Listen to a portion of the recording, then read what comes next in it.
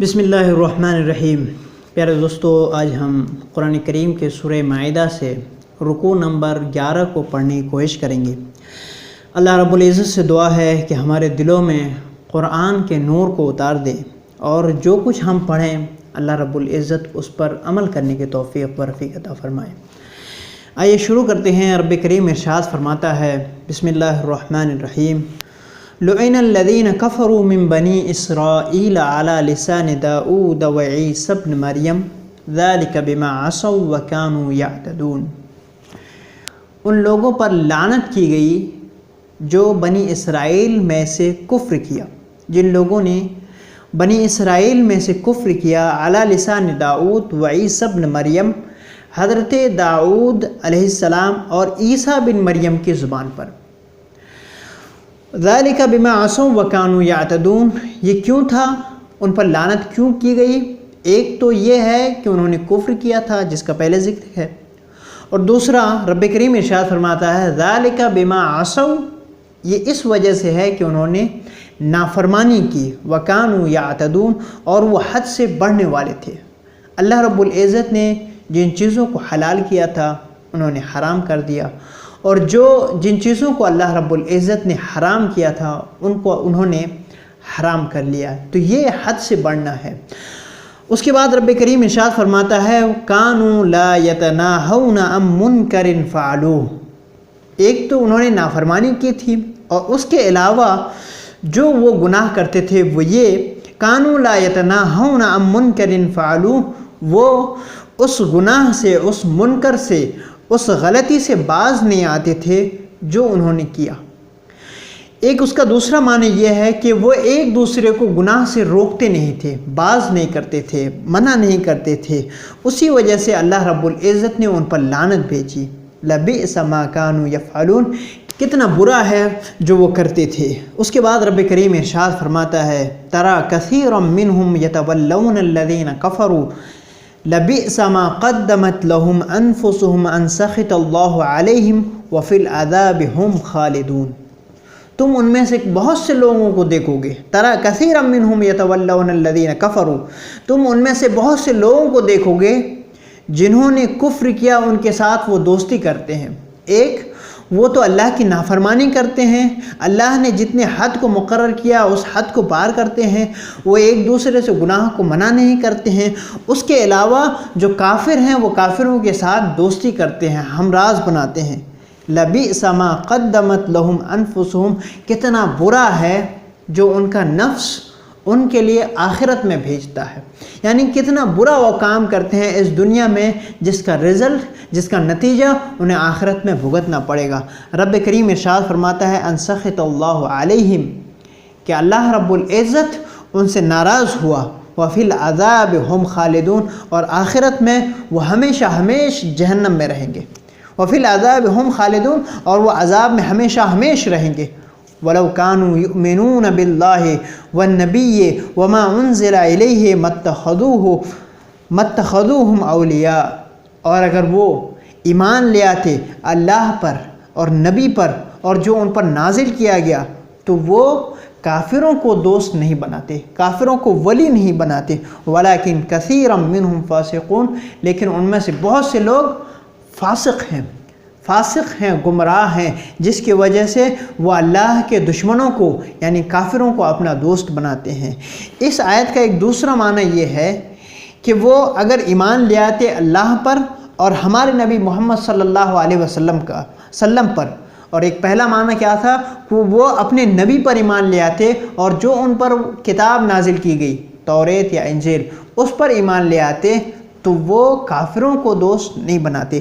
لیکن چونکہ ان میں سے اکثر لوگ فاسق ہیں، گمراہ ہیں، اسی وجہ سے وہ کافروں کو دوست بناتے ہیں۔ ہم نے پہلے بھی عرض کیا تھا کہ کافروں کو دوست بنانا اسلام میں جائز نہیں ہے، ہمراز بنانا اسلام میں کافروں کو جائز نہیں ہے۔ لَتَجِدَنَّ أَشَدَّ النَّاسِ عَدَاوَةً لِلَّذِينَ آمَنُوا الْيَهُودَ وَالَّذِينَ أَشْرَكُوا، تم ضرور پاؤ گے لوگوں میں سب سے زیادہ دشمن، سب سے بڑے دشمن مسلمانوں کے لیے، للذین آمنوا ان لوگوں کے لیے جو ایمان لائے، یعنی مسلمانوں کے لیے کون ہے وہ؟ الیہود والذین اشرکوا، یہودی اور وہ جنہوں نے شرک کیا، یعنی مسلمانوں کے سب سے بڑے دشمن وہ یہودی ہیں اور مشرکین ہیں۔ جو بت پرست ہیں وہ مسلمانوں کے سب سے بڑے دشمن ہیں، جو یہودی ہیں وہ مسلمانوں کے سب سے بڑے دشمن ہیں۔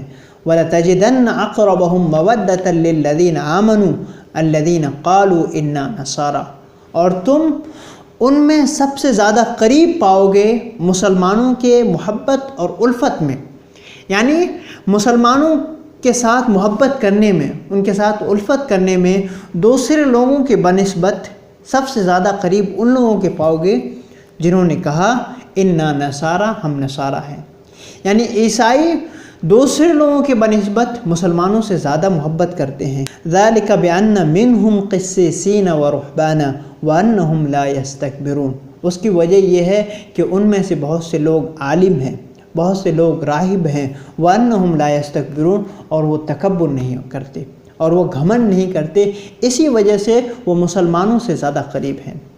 ایک تو یہ عام معنی ہے، لیکن بعض مفسرین فرماتے ہیں کہ اس آیت میں وہ عیسائی مراد ہیں جو حضرت عیسیٰ علیہ السلام کے دین پر تھے، جو انجیل پر عمل کرتے تھے، وہ عیسائی مراد ہے۔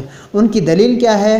وہ فرماتے ہیں، وہ کہتے ہیں وَإِذَا سَمِعُوا مَا أُنزِلَ إِلَى الرَّسُولِ تَرَىٰ أَعْيُنُهُمْ تَفِيضُ مِنَ الدَّمْعِ، ان کی دلیل یہ اس کے بعد آنے والی آیت ہے کہ جب وہ سنتے ہیں جو رسول پر نازل کی گئی، یعنی وہ عیسائی جب ہمارے نبی صلی اللہ علیہ وسلم پر کوئی آیت نازل کی جاتی تھی اور اس آیت کو یہ عیسائی سنتے تھے، تَرَىٰ أَعْيُنُهُمْ تَفِيضُ مِنَ الدَّمْعِ، کہ ان کی آنکھیں آنسوؤں سے بھر جاتی تھی، آنسو چھلک پڑتا تھا، مما عرفوا من الحق، وجہ کیا تھی کہ انہوں نے حق کو پہچان لیا تھا، یعنی جو حضرت عیسیٰ علیہ السلام کے مذہب پہ تھے، ان کے دین پر تھے، پھر جب نبی کریم صلی اللہ علیہ وسلم تشریف لے آئے اور آپ نے وحی کو ان کے سامنے پیش کیا، قرآن کو ان کے سامنے پیش کیا، تو انہوں نے اس کو پہچان لیا اور اس حق کو انہوں نے پہچان لیا، جس کی وجہ سے ان کے آنکھوں سے آنسو جاری ہو جاتے تھے۔ اسی وجہ سے بعض مفسرین فرماتے ہیں کہ پچھلی آیت سے مراد وہ بعض عیسائی مراد ہیں جو حضرت عیسیٰ علیہ السلام کے دین پر قائم تھے۔ وہ کہتے تھے، وہ کیا کہتے تھے؟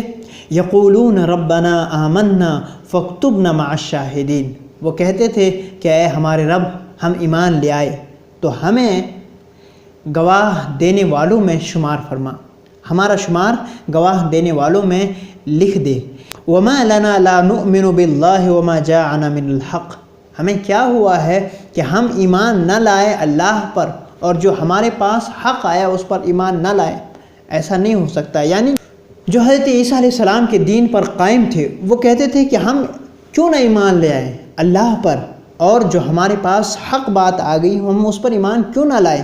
وَنَطْمَعُ أَن يُدْخِلَنَا رَبُّنَا مَعَ الْقَوْمِ الصَّالِحِينَ، ہم تو امید کرتے ہیں کہ اللہ رب العزت ہمیں قوم صالحین میں شامل کر دے، ہمیں اس میں داخل کر دے، ہم تو یہ امید کرتے ہیں، ہماری خواہش ہے۔ فَأَصَابَهُمُ اللَّهُ بِمَا قَالُوا جَنَّاتٍ تَجْرِي مِن تَحْتِهَا الْأَنْهَارُ خَالِدِينَ فِيهَا، تو اللہ رب العزت نے ان کے اس قول کی بنیاد پر، اللہ رب العزت نے ان کے اس قول کی بنیاد پر بدلہ دیا ایسی جنتوں کا، ایسی جنت ان کے لیے پیش کیا، تجری من تحتها الانہار، کہ جن کے نیچے نہریں رواں ہیں، جن کے نیچے نہریں رواں ہے، خالدین فیہا، وہ اس میں ہمیشہ رہیں گے۔ یعنی جو حضرت عیسیٰ علیہ السلام کے دین پر تھے، قائم تھے یا ابھی بھی موجود ہیں، اور وہ نبی کریم صلی اللہ علیہ وسلم پر ایمان لے آئے، قرآن پر ایمان لے آئے، تو اللہ رب العزت انہیں جنت میں داخل فرمائے گا اور وہ جنت میں ہمیشہ ہمیشہ رہیں گے۔ ذالک جزاء وذالک جزاء المحسنین، اور یہی بھلائی کرنے والوں کا بدلہ ہے، یہی بھلائی کرنے والوں کا بدلہ ہے۔ والذین کفروا وکذبوا بآیاتنا اولئک اصحاب الجحیم، اور جن لوگوں نے کفر کیا اور ہماری آیتوں کو جھٹلایا، اللہ کے قرآن کو جھٹلایا، اولئک اصحاب الجحیم، وہ ہمیشہ ہمیشہ جہنم میں رہیں گے۔ جو قرآن کو نہ مانے، جو رسول کریم صلی اللہ علیہ وسلم کو نہ مانے، وہ ہمیشہ جہنم میں رہیں گے۔ ہم اپنی بات یہیں پہ ختم کرتے ہیں۔ اللہ رب العزت سے دعا ہے کہ ہمارے دلوں میں قرآن کے نور کو اتار دے۔ اور ایک ریکویسٹ آپ سے یہ ہے کہ اگر آپ اس چینل پر نئے ہیں تو چینل کو ضرور سبسکرائب کریں اور اس ویڈیو کو دوسرے لوگوں کے ساتھ شیئر کریں تاکہ زیادہ سے زیادہ لوگ اس ویڈیو کا فائدہ اٹھا سکیں۔ شکریہ، جزاکم اللہ خیرہ۔